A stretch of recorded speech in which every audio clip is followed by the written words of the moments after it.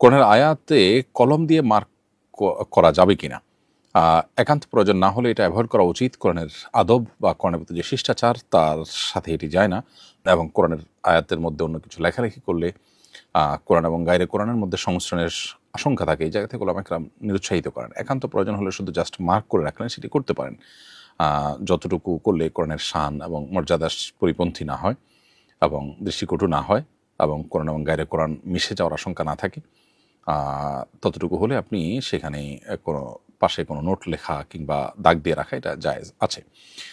Zoom app বা video কলে পিছনের ব্যাকগ্রাউন্ড চেঞ্জ করলে কি গুনাহ হবে? সাধারণ অবস্থাতে এটাতে কোনো অসুবিধা নেই।